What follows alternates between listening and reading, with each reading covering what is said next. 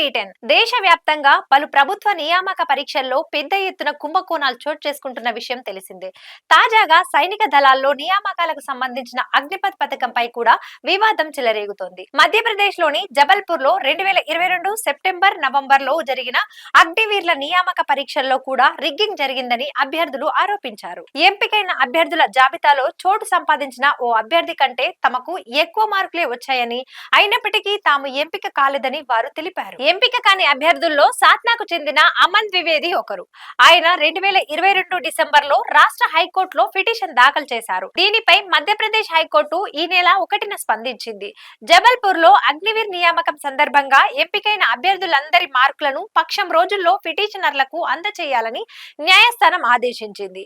అంతకు ముందు మార్కులను బహిర్గతం చేసేందుకు సైన్యం నిరాకరించింది. ఈ వ్యవహారంపై ది వైర్ హిందీ పోర్టల్ ప్రత్యేక పరిశోధన చేపట్టింది. వైద్య పరీక్షల్లో ఫెయిల్ అయిన నెలన్నర రోజుల తర్వాత నితీష్ కు ఆర్మీ నియామకాల కేంద్రం నుండి ఓ ఆర్టీఐ సమాధానం ఇచ్చింది.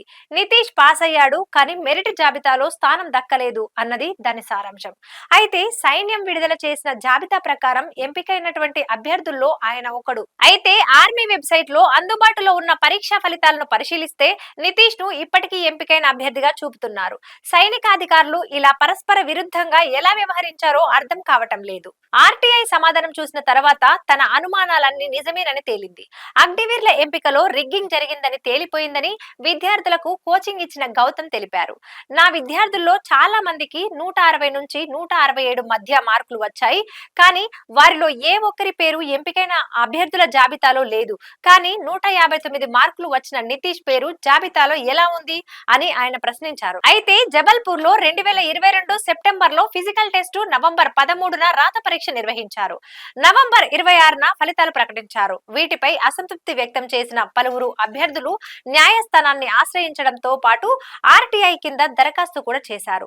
ఆర్టీఐ కింద అందిన సమాధానం ప్రకారం నితీష్ కుమార్ తివారీకి 2 పరీక్షల్లో కలిపి 159 మార్కులు వచ్చాయి.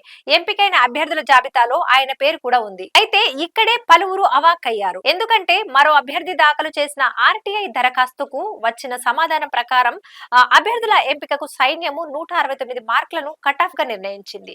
కాగా ఫలితాలు ప్రకటించిన నెల రోజుల తర్వాత వైద్య పరీక్ష నిర్వహించగా నితీష్ అందులో ఫెయిల్ అయ్యారు. దీంతో ఆయన సైన్యంలో చేరలేదు. ఆర్టీఐ సమాధానం ప్రకారం నితీష్ కంటే ఎక్కువ మార్కులు వచ్చిన సుజిత్ కుమార్ రావత్, వికాస్ సింగ్ 163 మార్కులు, అభిషేక్ శర్మ 165.5, సచిన్ సింగ్ 166.5, సౌరభ్ సింగ్ 167 మార్కులు వచ్చాయి. వీళ్ళు ఫెయిల్ అయ్యారు. అయితే ఈ పరీక్షా ఫలితాలపై కొందరు అభ్యర్థులు న్యాయస్థానంలో పిటిషన్లు వేయడంతో నితీష్ పేరును జాబితా నుండి తొలగించారని గౌతమ్ ఆరోపించారు. నితీష్ పేరును జాబితాలో ఉంచితే తమకు సమస్యలు తప్పవని సైనికాధికారులు గ్రహించారని, అందుకే చివరి నిమిషంలో అతని పేరును తొలగించారని తెలిపారు. కాగా ఎంపికైన అభ్యర్థుల జాబితాలో స్థానం దక్కని పలువురు అభ్యర్థులు తొలుత మధ్యప్రదేశ్ హైకోర్టును ఆశ్రయించగా అక్కడ వారికి చుక్కెదురైంది. దీంతో వారు సాయుధ దళాల ట్రిబ్యునల్ కు వెళ్లారు. అక్కడ నిరాశ ఎదురైంది. చివరికి మళ్లీ హైకోర్టులో పిటిషన్లు వేశారు. ఇది వార్త. ఇలా చాలా సార్లు పరీక్షలు పెట్టడం, రిగ్గింగ్ అవటం, ఇలా విద్యార్థుల యువత జీవితాన్ని కేంద్ర సర్కారు చెలగాటమాడుతుందని విమర్శలు వస్తున్నాయి.